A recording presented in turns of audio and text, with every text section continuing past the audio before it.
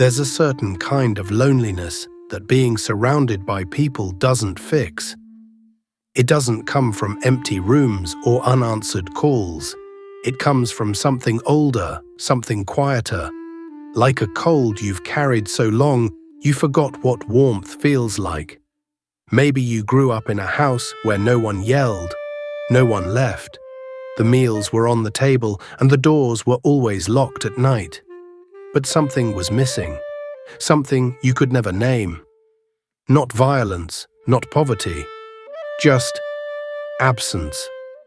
A silence where love should have been, a distance where closeness should have lived. If you were raised by emotionally absent parents, you know this feeling.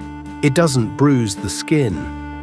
It bruises something deeper, something behind the ribs, beneath the voice, in the place where a child first learns whether the world is safe enough to feel in.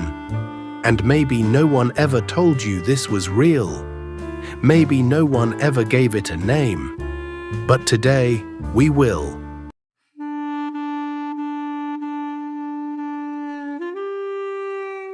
If any of that felt familiar, that quiet ache of growing up with emotionally absent parents, I want you to hear something before we go any further.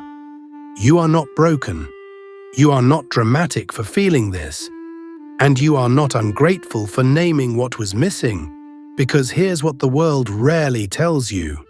A child raised by emotionally absent parents doesn't grow up with obvious scars.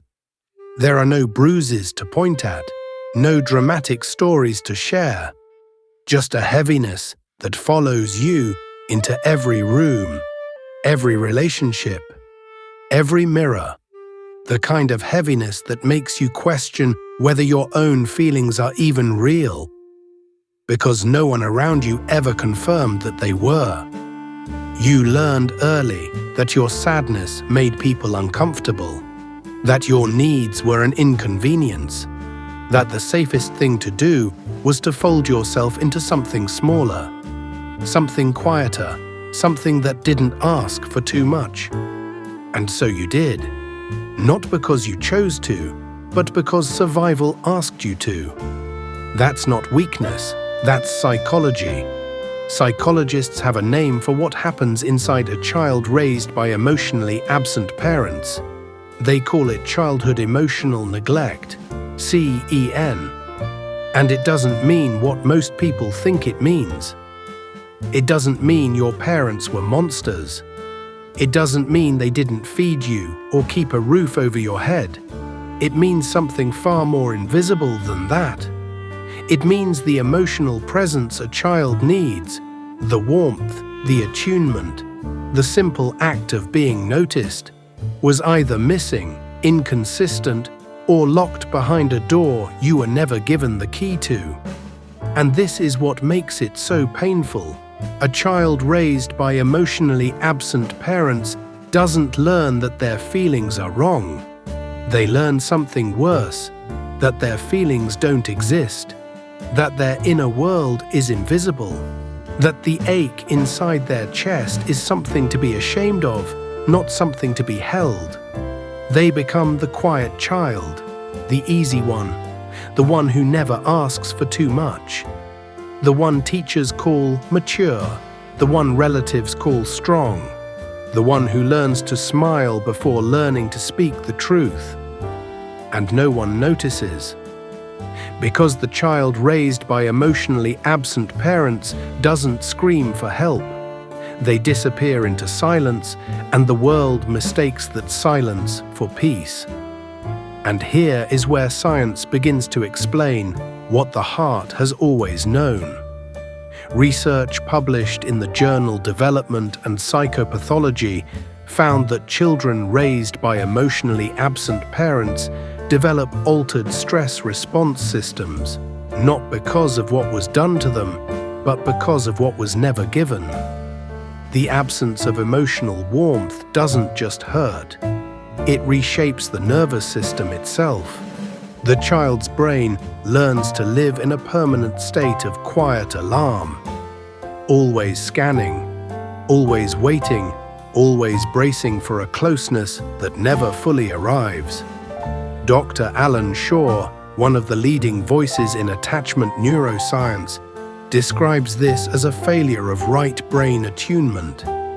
In simpler words, when a parent is physically present but emotionally gone, the child's brain doesn't register safety.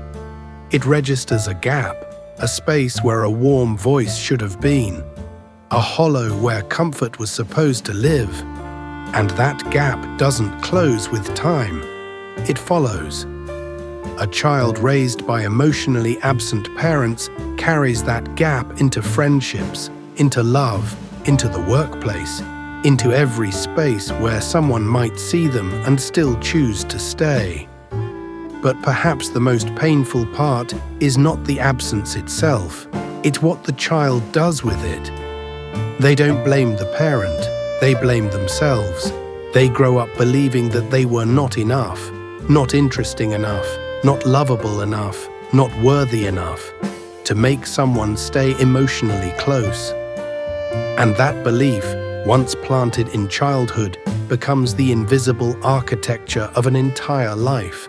And maybe, somewhere beneath all the coping and all the composure, there is still a quiet wish living inside you. The wish that just once, someone in that house had turned toward you, not to correct you, not to instruct you, just to see you. To say, "Tell me what you're feeling," and to actually stay long enough to hear the answer. That is the deepest ache of being raised by emotionally absent parents. Not that love was taken away, but that it was never fully offered. And the child learns to stop reaching for something that was never placed within their hands.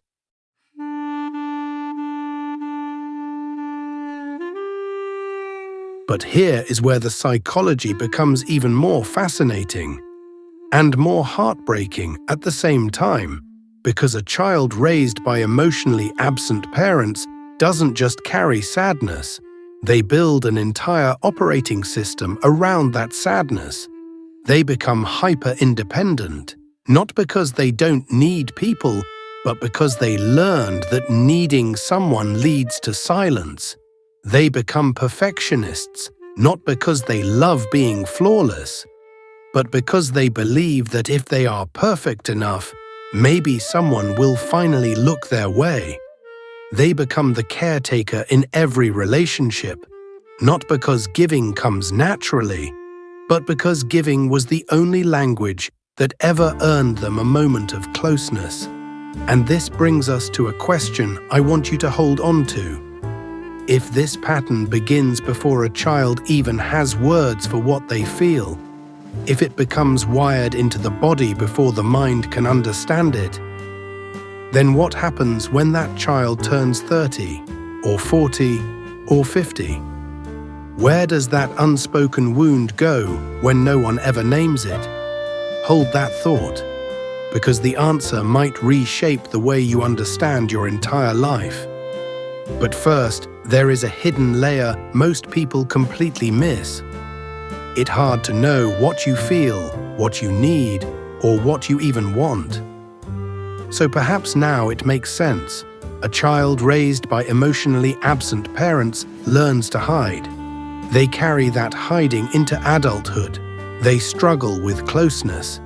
That's the pattern, but here's where it goes even deeper, into a place most people never look. Because a child raised by emotionally absent parents doesn't only lose connection with others, they lose connection with themselves. There is a quiet phenomenon psychologists call alexithymia, the inability to identify or describe one's own emotions. And it doesn't come from a lack of intelligence. It comes from a lack of mirroring. When no one in your childhood ever looked at you and said, "It makes sense that you feel that way," you never learned to recognize what you were feeling in the first place. And so a strange emptiness grows. Not sadness, exactly, not numbness.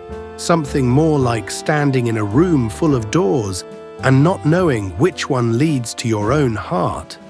The child raised by emotionally absent parents doesn't just feel disconnected from the world. They feel disconnected from themselves, and that quietly is the deepest wound of all. And now we arrive at something most people never expect to hear, a truth that sits quietly at the center of all this pain, waiting to be found. The very thing that wounded you is also the thing that made you deeply, irreversibly human. Because a child raised by emotionally absent parents had to learn things that other children never needed to learn. How to read a room before anyone spoke, how to sense tension before it had a name, how to carry the emotional weight of a household without ever being taught what emotions even were. And in doing so, something extraordinary happened without anyone noticing.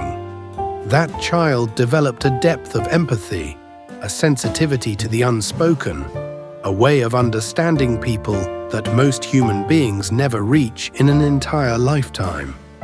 The sensitivity you were taught to hide, the same one that made you feel too much in a world that felt too little, was never your weakness. It was your deepest, quietest strength all along. So let me return to the question I asked you to hold. If the wound of emotionally absent parents begins before a child even has words, where does it go when that child grows up? The answer is this: it doesn't go anywhere. It stays, but it transforms. It becomes the way you love, the way you pull back, the way you pour yourself into others while quietly starving for the same warmth you keep giving away. It lives in the silence between your words and the ache behind your composure. But here is what I need you to understand. Maybe for the first time, you were never broken. Your silence was not emptiness. It was a way of surviving a home that had no room for your feelings. Your distance was not coldness. It was the only safety a child raised by emotionally absent parents could find. Every wall you built, every emotion you swallowed, every time you made yourself smaller, that was not failure. That was adaptation. And adaptation is not something to be ashamed of. It is the heart's quiet proof that you found a way to keep going when no one showed you how.